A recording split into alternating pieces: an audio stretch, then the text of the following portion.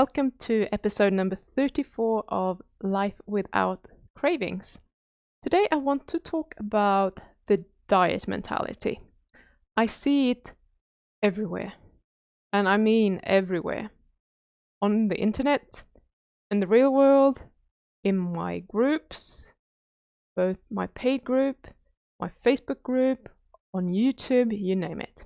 Even among people who think that they are healthy and doing the right thing for themselves.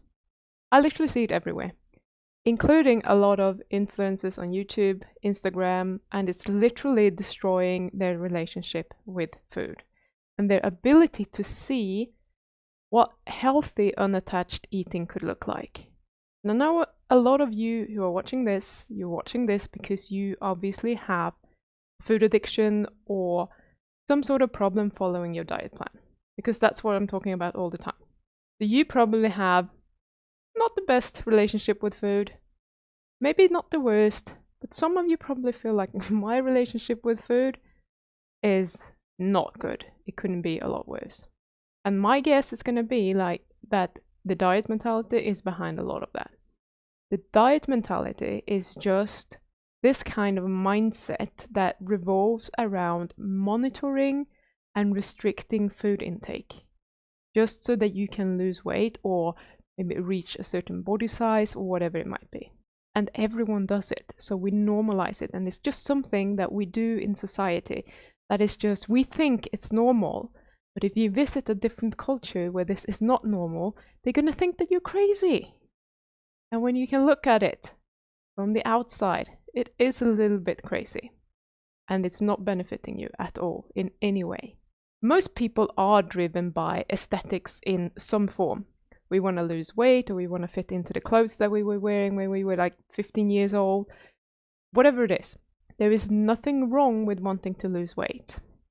But we want it so much that we are willing to give up prioritizing our health, both the physical and the mental health, just so that we can achieve this goal. We think if we can just whip ourselves into place so that we can lose the weight or whatever it might be, we will be okay. And paradoxically, this just leads to worse mental health. And it's the perfect setup if you want to develop an eating disorder. Luckily, most people don't, but some individuals do, and it always comes from the diet mentality, thinking that this is how I have to do it. One of the biggest problems with the diet mentality is that it encourages very black and white thinking. That's where we have good foods and we have bad foods. And if you're eating the bad foods, you're doing something wrong. I think you can, I think most of you feel like, yep, I can relate. And if you are in this mindset, this can start a whole sort of shame cycle where you feel shame about eating the foods that you shouldn't have eaten because they are bad foods. And the only way that you need to know how to deal with that is that you're going to eat, because that takes it away temporarily. And when we do that, we just start this whole vicious cycle of eating, feeling shame, and then eating more to get rid of the feeling of shame. Because the bad foods, they will make you feel a little bit better in the moment. And you don't even know how else to make you feel better, even if it's just for a moment. Otherwise, you would just feel bad all the time. So it makes sense that we would continue doing that. So let's have a look at where this shows up in people who are supposedly doing the right thing and are eating the good foods and they're being healthy. Lots and lots of people, I'm not going to go through all of them, but I'm going to take one example. So lots and lots of people are doing a lot of fasting or forcing themselves to eat OMAD every single day because they want to maintain their physique or because they want to lose a bit of fat. And at the same time, they're fucking up their hormones and their metabolism, and then all of a sudden it's not working anymore. And I'm not saying there's anything wrong with OMAD and fasting, absolutely not. But if you don't feel good when you're doing it, if your period, if you're a woman, is getting screwed up when you do it, and maybe if you don't get the results that you want, if you don't get the results that you think that you should get from doing this, and you keep doing it, and you feel miserable doing it, but you think that this is the only way that I can achieve the results, even though it's obviously not working, then you're definitely suffering from the diet mentality. You're not doing it for health anymore. You're doing it for vanity and this black and white thinking, and it's backfiring. It is hurting you, and it's preventing you from getting what you want. It's preventing you from feeling good, and it's preventing you from losing any weight. Now, the bigger problem here isn't that the influencers are necessarily doing it. It's that they are telling everyone that they're doing it, and they're attributing their success to this kind of thinking. So they're just spreading the problem even more. And this is what's so bloody frustrating to me. I cannot tell you how often people come to me asking me, how many times per day should I be eating? Or what should my macros be? I can't lose weight. What do I need to do with my macros? Or food addicts coming to me and they say, okay, is it okay if I'm fasting 3 days per week, or is that too much? Because this is the only way that I can get rid of my cravings, and because I can't really regulate my food intake during the rest of the week, that this is the only way that I can actually keep my weight stable or from going up. Can you hear that? It feels really icky. It doesn't feel good to me. Or even worse, sometimes people are literally in tears. They might tell me that they have been OMAD for a year, and in the beginning it worked really well. They lost weight, everything felt good, and eventually they stopped losing weight. And then they started gaining weight without changing anything in their diet, and they obviously couldn't cut any more food out, but they started feeling really desperate and not knowing what to do. And because it's not working anymore and you can't cut anything more out, what eventually happens is that the body is just had enough. It's like, enough is enough, time for you to start eat, you get massive cravings, go on a binge, and now people are stuck in a 3-month-long binge that they don't feel like they can get out of. All because of the diet mentality. This is what the diet mentality will do for you. When you think that there's just one solution and that you need to do it perfectly to lose the weight or get the results that you're looking for, or even when you're using temporary restriction to limit the amount of food that you eat over time, if this is your solution to overeating and carb addiction, you are setting yourself up for a lot of pain and a lot more struggle down the road. When you are so convinced that this is what you need to do to lose weight or to keep your food addiction under control, you are operating from a place of fear. You might be scared of doing anything else than following your black and white plan, and you're scared from deviating just the slightest amount because you think that if you do, you're going to lose control, then you're going to start binging, and you're going to gain weight. And this is the complete opposite to food freedom. I teach food freedom, and still people come and ask me about these things over and over again. And every time I just say, it doesn't matter. Yes, sure, we can dial in your macros, but it isn't about the macros. You are, I don't say this, but guys, you're not mentally healthy. You need to clean up your mental health. When you have obsessive thinking about what you should do with your food, you are not mentally healthy. Let's just put that on the table. And all of us have it sometimes, but there are ways that you can take care of your mental health. So when I ask my clients, for example, with the clients that specifically have a problem with diet mentality, what they would want their diets to look like, they cannot tell me. They think that they're telling me, but their brains are still operating from this place of fear. So when they are giving me an answer, because they cannot conceive of what true freedom is or what it would feel like or look like if they achieved it. So they're still giving me an answer through the lens of fearing certain outcomes and thinking that this is what I need to do. So I need to get my answer to fit into this mold, if you like. And they think that if they can just stick to their plan without feeling resentful for sticking to the plan, that's how they're going to achieve food freedom. But this is not it. It sounds like it could be it, but food freedom is when your body is loving what you're doing, when it feels good in your body. And when you give your body the nutrition that it needs, And at the same time, you can let go of this black and white thinking. Carbs are just carbs. They're not the devil's spunk. They're not going to instantly kill you if you have some. Or they're not going to doom you to eternal obesity if you have some carbs. Just let go of that, because that's how we are painting the picture around carbs. I am not proposing that you should go and eat a lot of carbs. But thinking that they are the worst thing on earth and the worst thing that you could ever do to yourself is just going to cause you even more harm. It's not going to get you to stay away from it even more. It's just going to make you feel really bad when you're actually consuming them. Carbs are just extra.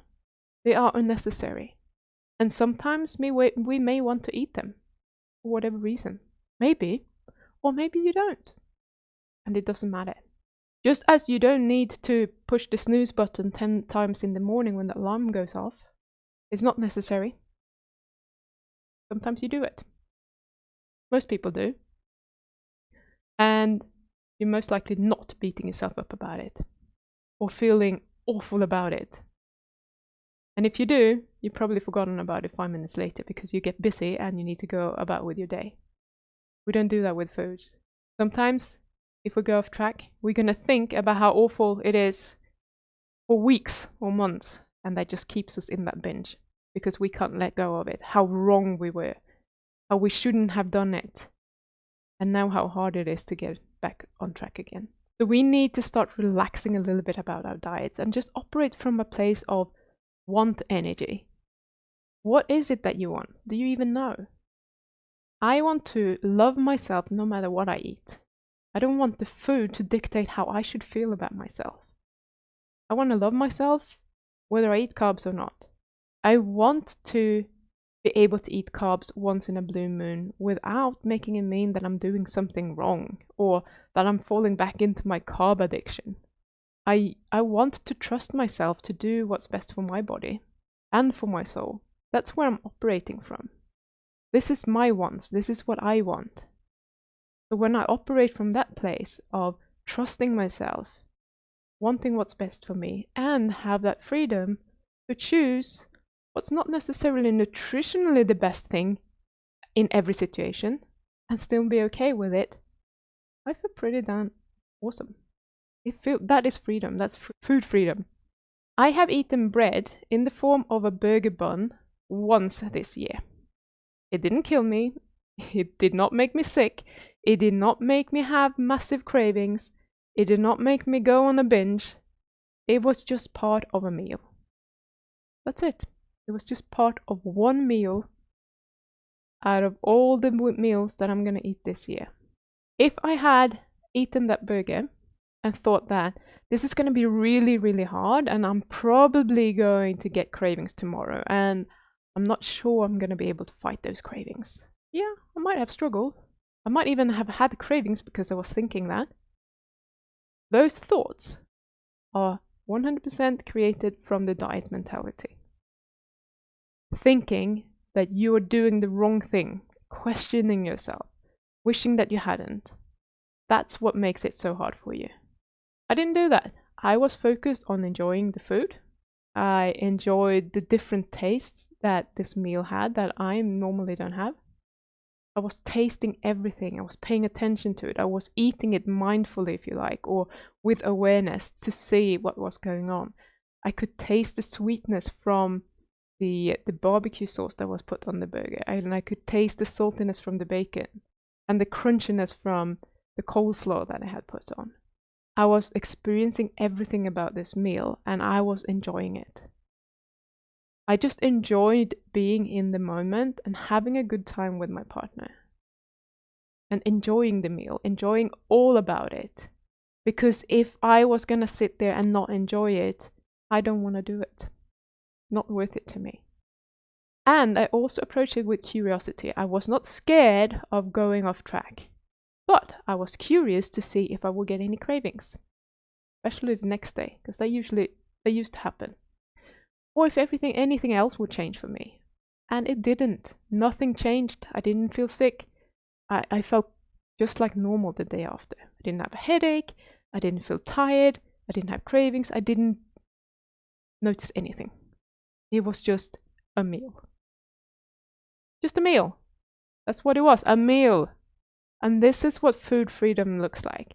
Being able to choose to enjoy a normal meal out if you want to.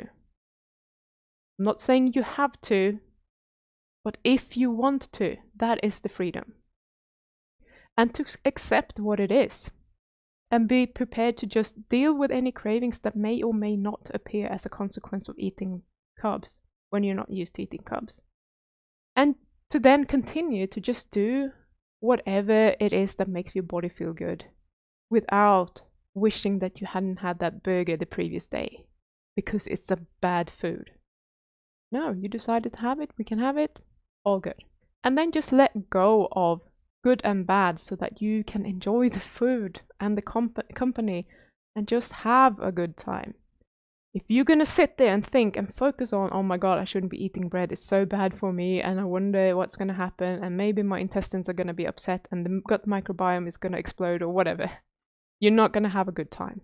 Having a good time eating a burger will do you a lot more good than going out, feeling miserable, and eating only good foods when you want to eat the bad foods. That's mentally, that's going to affect you so much, and your mental health affects your hormones and your immune system and everything. It might affect your sleep because you're going to resent it so much. So all in all, if you can just feel good about it and you want to do it, probably going to feel quite good about it. And this is a message that I keep drilling into my students. You can learn how to overcome your food addiction and still feel like crap. Sorry, that's the truth. We think that if I just overcome my addiction, I will feel good. Not necessarily true. If you have a lot of black and white thinking and you are afraid of foods or situations and you want to avoid them, you're not going to be able to enjoy life no matter what. Because now you created a different problem. Right, I need to lock myself into my house. I can't see these friends because they always want to go out for, coffee and cake, or they always want to eat some food, or they always want to do this. So I better just avoid them, and I avoid these situations, and I avoid that, and you're just locking yourself into a prison. And now you're going to feel lonely and miserable, but you're going to eat the right foods. But overall, you're not going to feel any better. That's not worth it. This is not what food freedom is like. And you can learn how to overcome your food addiction and feel good about it. That is possible. If you want to enjoy life as an ex-food addict, put the time and effort into cleaning up your mind and your mental health. That is what's going to make the difference. And I can help you do that. If you want to work with me, either in a group setting or one-to-one, just go to www.pimjansson.com/SM.